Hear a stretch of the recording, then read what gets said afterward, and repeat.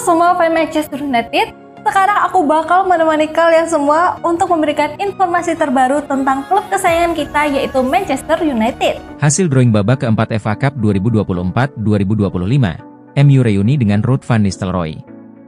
Hasil undian babak keempat atau 16 besar FA Cup 2024-2025. Pada babak ini, sang juara bertahan Manchester United akan berjumpa Leicester City yang dilatih Ruud van Nistelrooy.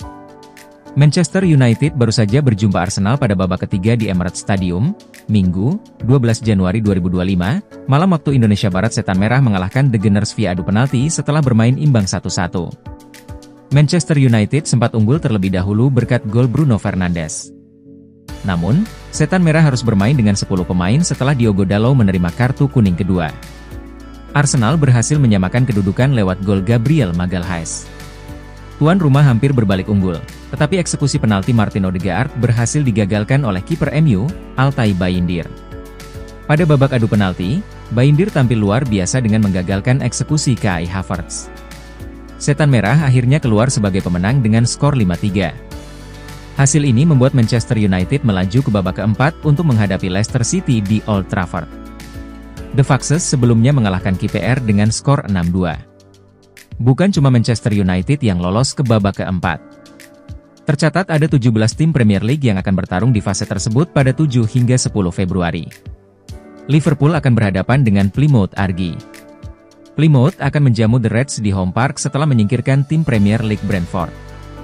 Manchester City yang merupakan runner-up musim lalu akan bertemu pemenang antara Leyton Orient dan Derby County.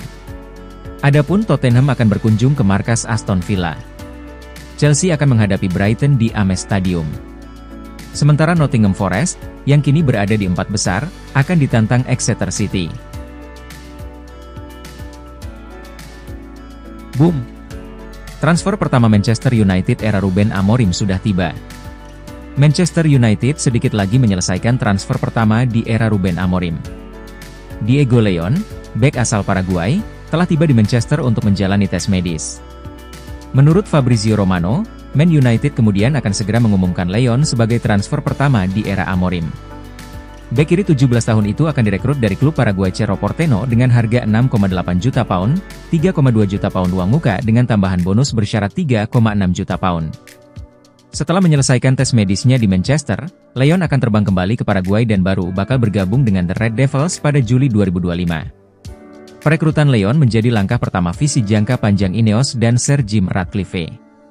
Man United sudah sejak beberapa waktu lalu berburu bek kiri baru lantaran cedera yang silih berganti menghantam Luke Shaw dan Tyrell Malacia dalam 18 bulan terakhir. Dalam diri Leon, mereka mendatangkan seorang bek sayap berbakat yang bisa menjadi solusi masalah tersebut di masa depan. Amorim juga dikaitkan dengan beberapa mantan anak asuhnya di Sporting CP, serta bintang Portugal Nuno Mendes yang saat ini berbaju PSG.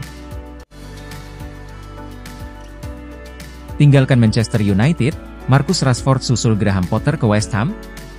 West Ham dikabarkan menjadi salah satu peminat penyerang Manchester United Marcus Rashford setelah resmi merekrut Graham Potter. Menurut klaim Talksport, West Ham meminta untuk terus dikabari soal situasi Marcus Rashford di Manchester United.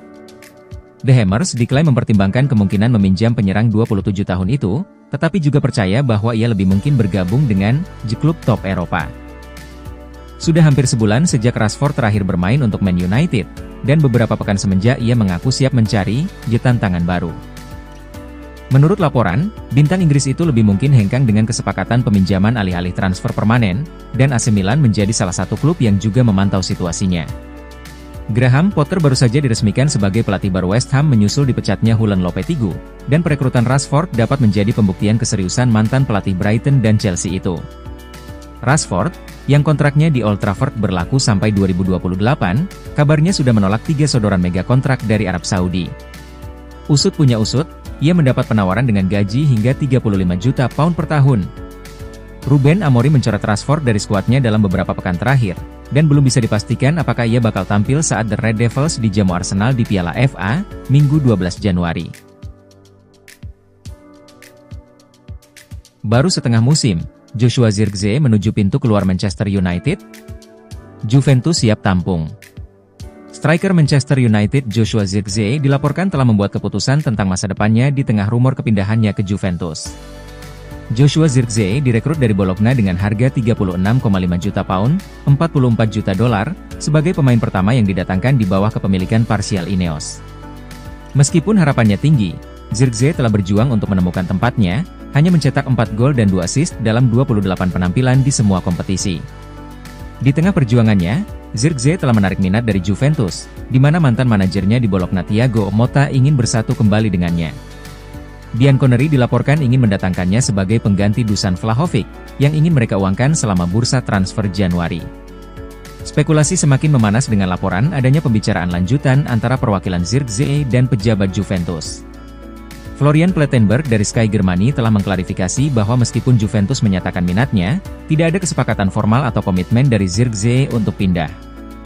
Bahkan, ia telah memutuskan untuk bertahan di United dan memperjuangkan tempatnya di skuad Ruben Amorim.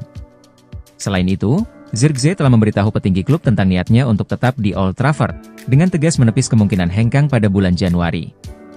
Meskipun keputusan Zirkzee untuk bertahan menandakan komitmennya kepada klub, jalan ke depannya tetap menantang.